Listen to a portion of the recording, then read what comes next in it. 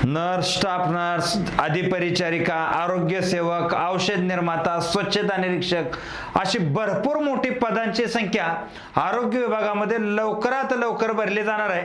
आणि तशा संदर्भातला शासनाचा जो जी.आर. आहे तो जी.आर. लक्षात घ्या। म्हणजे ह्या विद्यार्थी जे याला क्वालिफाईड आहेत तेही परीक्षा MPSC कडे जाणार आहे। त्याच्यामुळे क्वालिफाईड विद्यार्थ्यांनी लक्षात घ्या, पुढच्या 2-2.5 महिन्यामध्ये ह्या ॲड मधली काय पदांची ॲड आपल्याला MPSCच्या माध्यमातून आलेली पाहायला मिळणार आहे। म्हणून आपल्या क्वालिफिकेशनच्या योग्य नेमकं कोणतं पद आहे आरोग्य विभागामधलं ते पहिल्यांदा तुम्ही समजून घ्या। त्याच्या अगोदर एक गोष्ट लक्षात घ्या की MPSC फाउंडेशन ज्या सगळ्या सरळ सेवा MPSC मार्फत भरल्या जाणार आहे, ह्यामध्ये तलाठी, नगर परिषद, आरोग्य विभाग, महिला बाल विकास ह्या सगळ्याच्या सगळ्या ज्या आपल्या बॅचेस आहेत त्याच्यावरती आपण 30% ऑफ 30 जून पर्यंत देतोय। आणि त्याचं प्रमुख कारण असं आहे की आपलं जे यूट्यूब आहे ह्या यूट्यूबनं 2 लाख सबस्क्रायबर जे आहेत ते पूर्ण केलेले आहेत।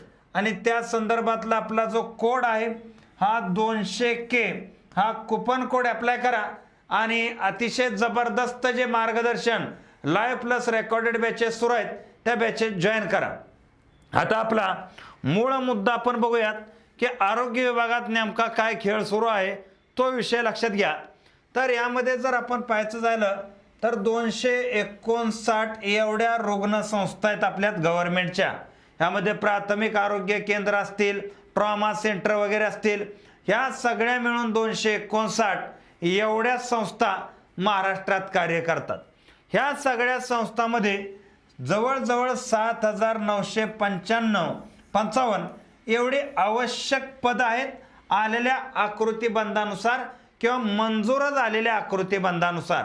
हा आकृतीबंध मंजूर झालेला आहे आणि यामध्ये लक्षात घ्या त्यामध्ये नव्यानं 5,223 पदं मंजूर झालेले आहेत आणि त्याच्यावरती 320 कोटी खर्च करण्यासाठी सुद्धा वित्त विभागानं परवानगी दिलेली आहे।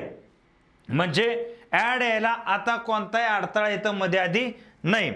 आता यामध्ये जर आपण पाहायचं झालं तर प्रत्येक ठिकाणी ही पदं तयार झालेली आहेत। जसं की ठाण्यामध्ये नवीन 500 खाटा वाढल्यामुळं परिचारिकेची 54 पदं, टेक्निकलची ज्यामध्ये फार्मासिस्ट वगैरे अशी 7 पदं, असं प्रत्येक ठिकाणी बघा। बीडमध्ये टोटल 113 पदं झाली, अकोल्यात यामध्ये आपण पाहतो 94 नवीन पदं तयार झाली। असं करत आता काय मी तुम्हाला 269च्या 69 रुग्णांची लिस्ट माझ्याकडे आहे, म्हणजे संस्थांची लिस्ट आहे की कुठं पुण्यामध्ये किती पदं वाढली, इचलकरंजीमध्ये किती पदं वाढली। तर या सगळ्यामध्ये एक लक्षात घ्या ही पदं नेमकी कोणकोणती आहेत ही पदं लक्षात घ्या। टोटल जी पदं आहेत ही पदांची संख्या 7,955 आहे।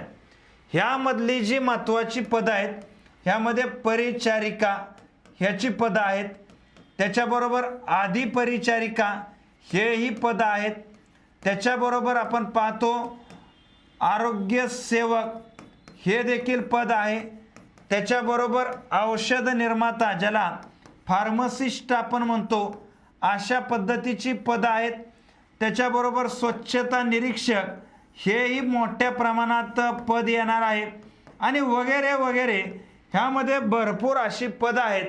आणि म्हणून जे विद्यार्थी आतापासून आरोग्य विभागाचे जे विद्यार्थी ॲडची वाट पाहत होते ह्या विद्यार्थ्यांसाठी एक सुवर्ण संधी आहे का तर आकृतीबंध मंजूर झाला।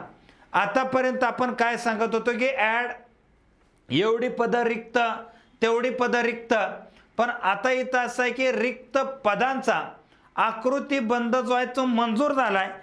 आणि पदभरतीच्या संदर्भात यांचं मत काय बघा की यामध्ये आपण पाहतो ही पदनिर्मिती तर आहेच आहे, परंतु साधारणतः की निकष काय आहे तर ते निष्कर्ष यामध्ये आपण असं म्हणू शकतो की जिथं हॉस्पिटलचं आरोग्य केंद्राचं बांधकाम 100% पूर्ण आहेत, म्हणजे जे आरोग्य केंद्र आज 100% सुरू आहेत ते पदं तातडीनं भरायचे आणि जिथलं बांधकाम सुरू आहे पण 50% बांधकाम आहे अशा पदाची भरती प्रक्रिया येत्या कालावधीमध्ये सुरू करायची। म्हणजे टोटल काय आहे एकूण 259, थोडक्यात रुग्ण संस्थांसाठी 5223 नवीन पदं आहेत. ह्यामध्ये ग्रामीण जनतेस दर्जेदार आरोग्य सुविधा उपलब्ध करून देणं हा याच्या पाठीमागचा जोरदार उद्देश आहे.